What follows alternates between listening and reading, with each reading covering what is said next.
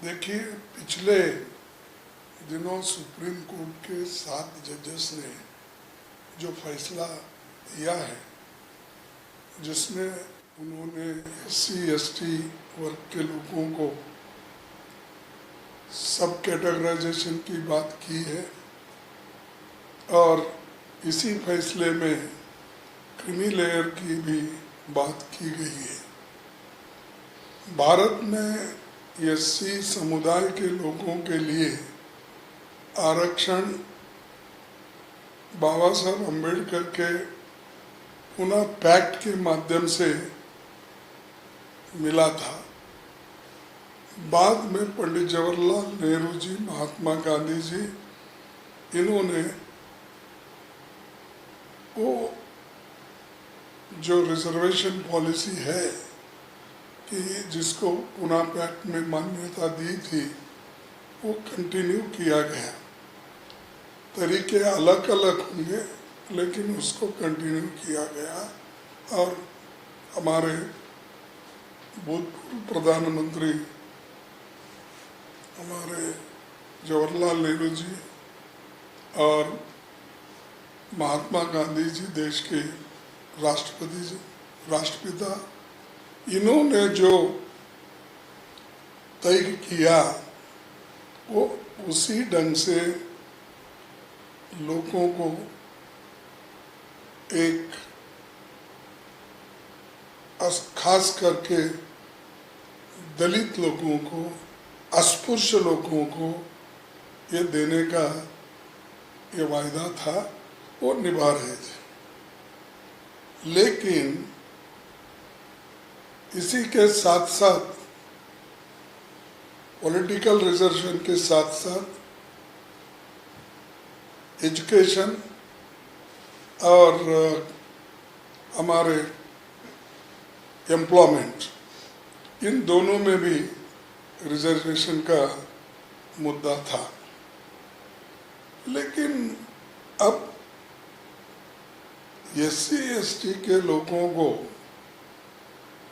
Creamy layer के नाते उस बात पर उनको निकालना ये बहुत ही एक SC/ST के ऊपर एक बहुत ही बड़ी कुराड़ी उन्होंने डाली है और ये इरादा कि बीजेपी का आहिस्ता आहिस्ता रिजर्वेशन खत्म करना।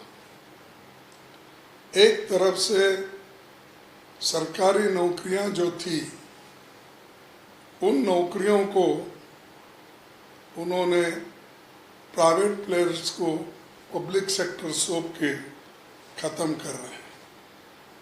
लाखों वैकेंसीज हैं, वो भर्ती नहीं कर रहे। और दूसरी मजे की बात यह है कि इतने बैकलॉग वैकेंसीज हैं, उन बैकलॉग वैकेंसीज में शेड्यूल कास्ट के सभी ग्रुप मिलके भी कोशिश करने के बावजूद भी वहां पर भर्ती नहीं हो रही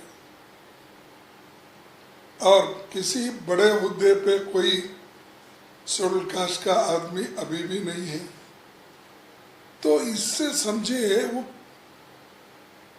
आप क्रीमी लेयर ला के क्या किसको फायदा देना चाहते हैं कि क्रीमी लेयर लाकर आप एक तरफ अछूत समाज को, शेड्यूल कास्ट को कुचल रहे और दूसरी तरफ जो लोग हजारों सालों से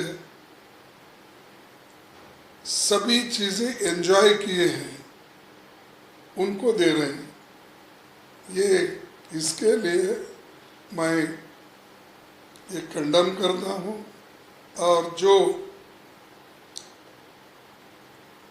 ये जो अपना क्रीमी लेयर का मुद्दा उठाए हैं, ये दुर्दैवी की बात है कि क्रीमी लेयर का जो मुद्दा 7 जजेसों ने उठाया है, ये बहुत ही इसमें वो गंभीरता से शेड्यूल कास्ट के बारे में नहीं सोचे, ये मैं खुलकर कह सकता हूँ। और दूसरी तरफ जब तक इस देश में अनटचेबिलिटी है, अस्पृश्यता है, तब तक ये रिजर्वेशन रहना चाहिए और रहेगा, उसके लिए हम लड़ेंगे।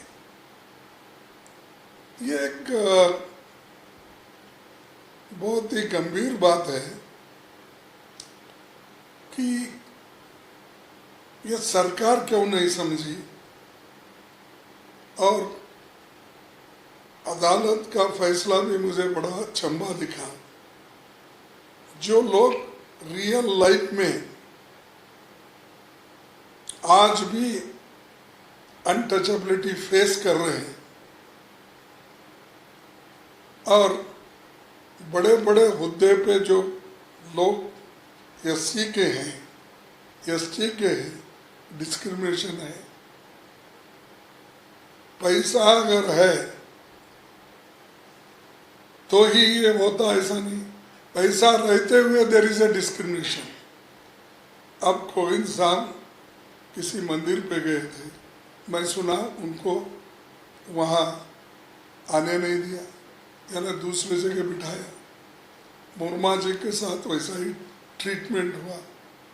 ऐसे कई मुद्दे हैं जहाँ पर डीसीज है, एसपीज है, और यहाँ तक आपको मैं बताना चाहता हूँ, चंद एरिया कर्नाटक में भी ऐसे हैं जिस गांव में वो आने ही नहीं देते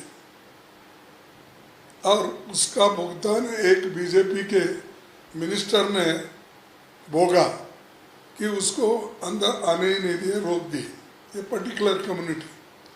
तो ये जो जब तक ऐसे चीज़ें हैं तब तक आप रिजर्वेशन को छेड़छाड़ नहीं करना चाहिए।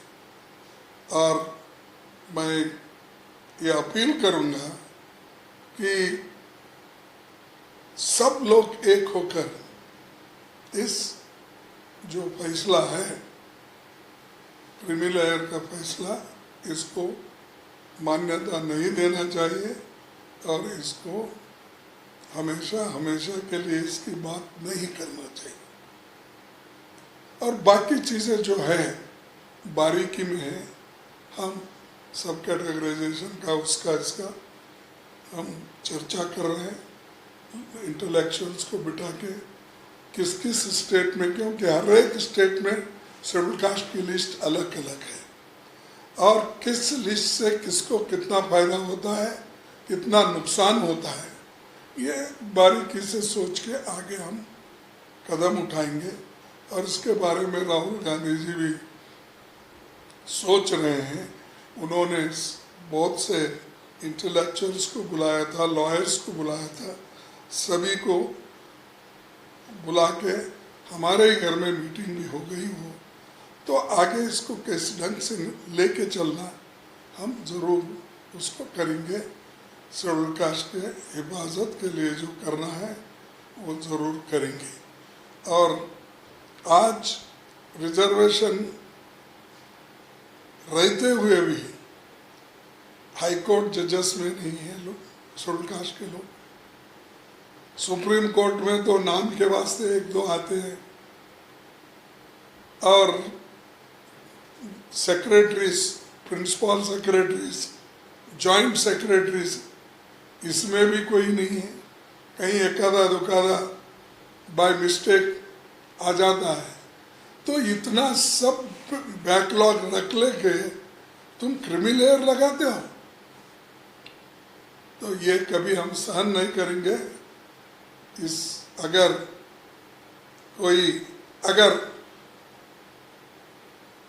मैं आज पढ़ा प्राइम मिनिस्टर ने कुछ बोला है कि हम इसको हाथ नहीं लगाए, तो इमीडिएटली आप करना चाहिए। क्रीमी लेयर इसको लागू नहीं होगा तो पार्लियामेंट में ही लाना चाहिए था। पार्लियामेंट में ला के उस सुप्रीम कोर्ट को, जजमेंट को नकार देना था।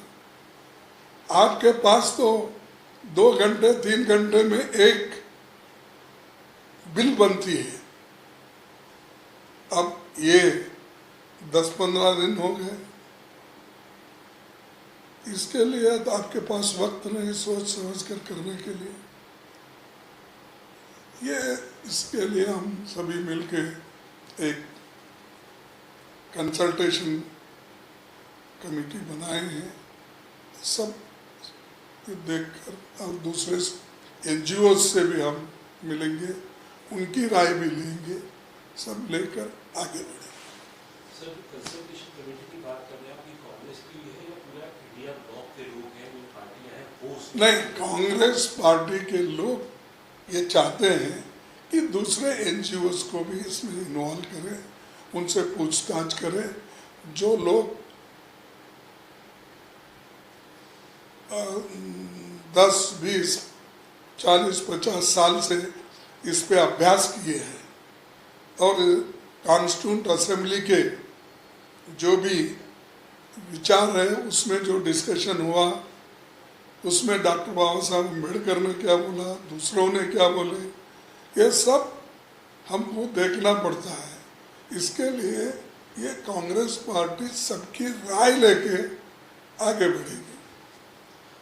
आखिरी सवाल सर, विपक्ष क्या, क्योंकि आपने कहा कि सरकार 2-3 घंटे में बिल ले आती है, या यहाँ इतने दिनों तक इसको लंबित रखा जब सेशन चल रहा है, तो आप लोगों को क्या लगता है, क्या वजह है कि ऐसी सरकार इस चीज पे आगे नहीं बढ़ी, और आप लोग सरकार के ऊपर आगे का दबाव विपक्ष पूरा कैसे बनाए? देखो, पूरा विपक्ष एक है ऐसे चीजों में, और कल आपने देखा होगा, जया बच्चन को बोलने नहीं दिया तो सब लोग एक हो गए, यहाँ तक कि सोनिया गांधी जी खुद वो प्रेस में गई थी। तो ये जो चीज़ें हैं नेशनल लेवल पे और देश के हित में और समाज के हित में हमको एक होके करना है, हम करेंगे। और SC ST के हिफाजत के लिए हम जितना लड़ना है हम लड़ते रहेंगे, और हमारी कानूनी लड़ाई भी जारी रहेगी, और लोगों को दबाव, सरकार को दबाव में लाने के लिए हमें क्या करना है। Thank you.